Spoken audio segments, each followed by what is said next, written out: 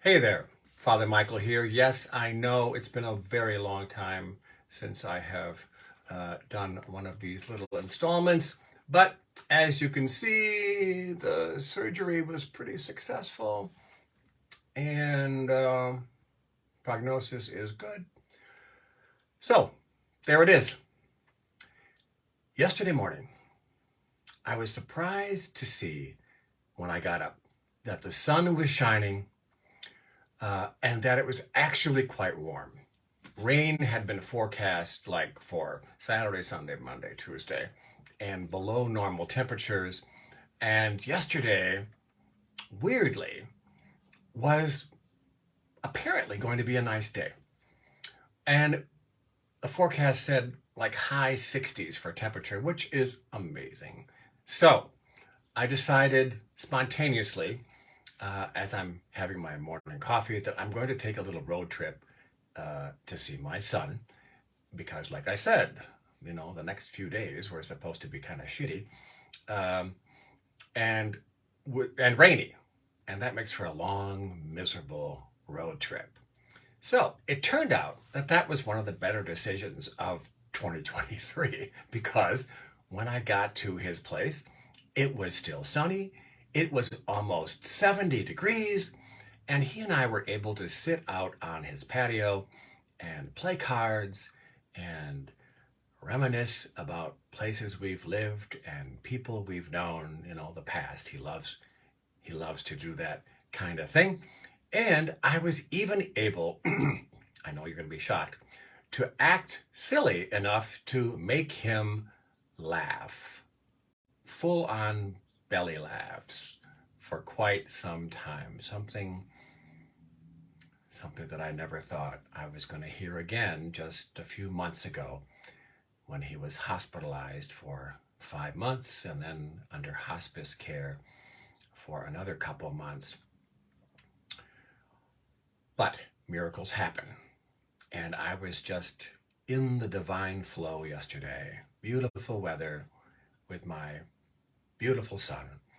And it was a great visit. And even when I got home later, the weather was still decent.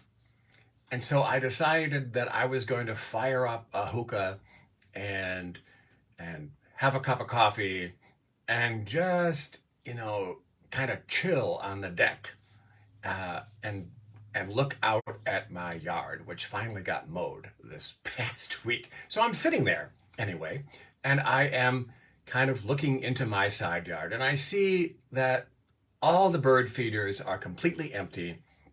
The squirrel feeder is empty.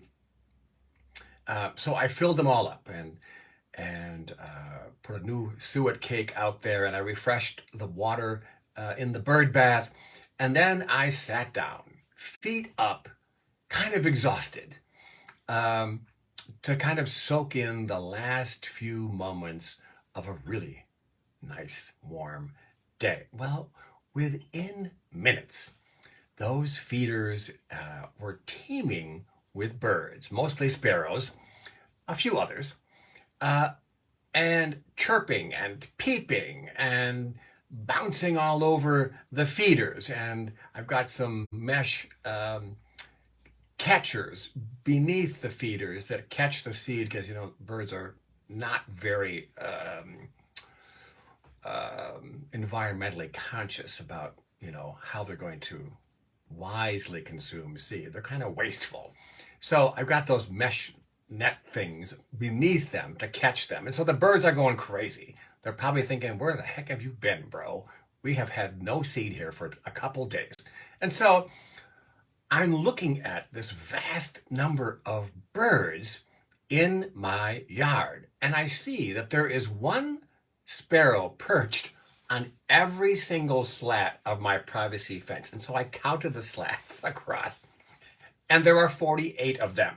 So there were 48 sparrows, each one on his own slat, not to mention other ones on the ground and on the feeders, right? And so they're crazy and ecstatic, and they're just having a heck of a time in this feeding frenzy event. And even Butch, who was at my foot, was just mesmerized by the vast number of creatures flitting about. In Matthew chapter 10, verse 29, Jesus says to the disciples, "Hey, can't you buy 2 sparrows for a penny? And yet, not one of those sparrows even falls to the ground without God's care."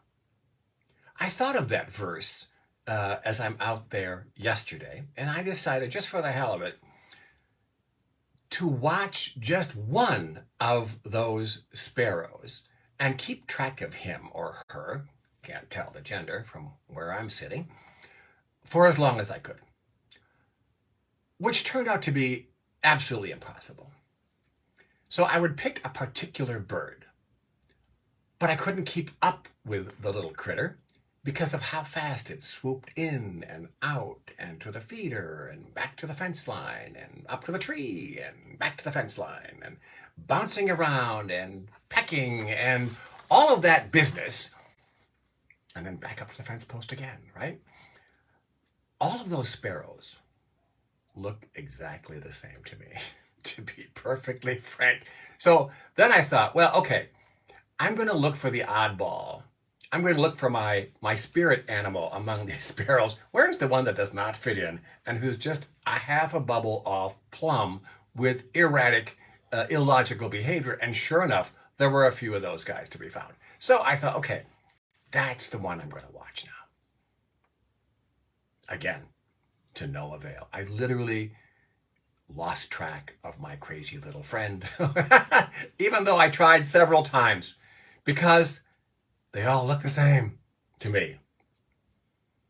And yet, Jesus says God keeps track of every one of those little guys, and that not one of those sparrows falls to the ground without God's parental care. So, I'm thinking about that. If that is true, if Jesus is correct in telling us that, then it would seem God knows exactly which bird is which. And God has each of their feathers numbered in the same way that we're told God has each of the hairs on our heads numbered. Luke 12:7, if you're wondering. So if God is busy watching over the erratic swooping and endless chattering and seemingly unpredictable movements of those sparrows, then that means that the awareness and the attention that God pays to each one of us has to be something way bigger than our human understanding. And maybe it's not just the big stuff that God is tending to.